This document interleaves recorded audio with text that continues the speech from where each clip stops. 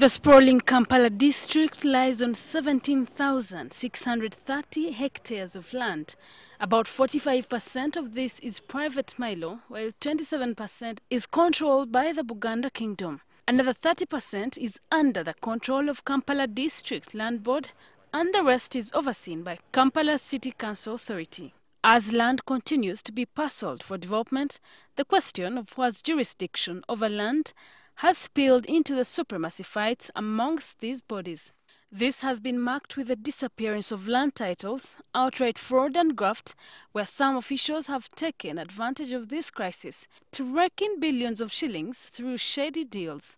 Today, buying land in Kampala comes at a risk in the volatile market.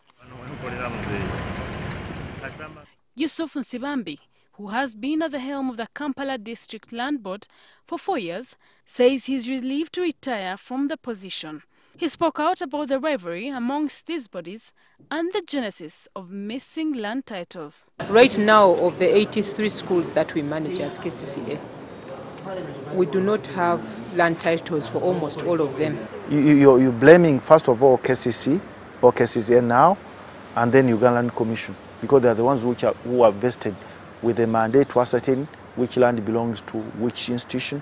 In July 2013, Executive Director Jennifer Musisi argued that there was no need for the Kampala District Land Board, roles which City Hall had inherited after the Kampala City Council Authority Act was enacted. So we are managing land under a constitutional mandate.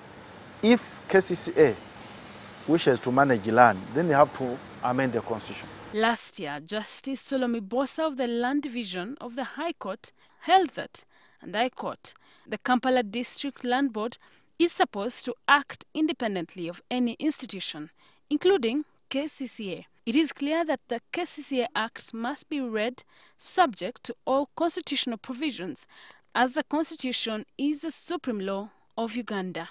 But even as he draws a curtain to his tumultuous spell at Kampala District Land Board, there is uncertainty over which body owns land in Kampala after files went missing. Police took all the files from Kampala District Land Board, and they have never been returned. Why? We approached the police, CID, and said they were returned to KCCA. When we approached the technical arm of KCCA, they are also denying. So as leaving office, there are no files to hand over. According to Nsibambi, the Lord Mayor and councillors appoint the leadership at Kampala District Land Board. However, with the current leadership impasse at City Hall, it will only likely fund more land-related problems. It's very difficult to think of a board appointed within the next 4 months. Any board purportedly appointed, say by the minister or government, will be irregular.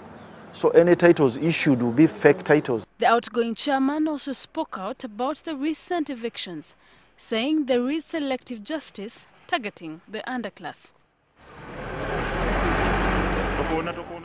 Efforts to get in touch with KCCA publicist Peter Kauju were in vain. As Nsibambi prepares to hand over, the conflict over land in Kampala continues to vacillate from one crisis to another without a solution in sight. Sheila Nduhukire, NTV Weekend Edition.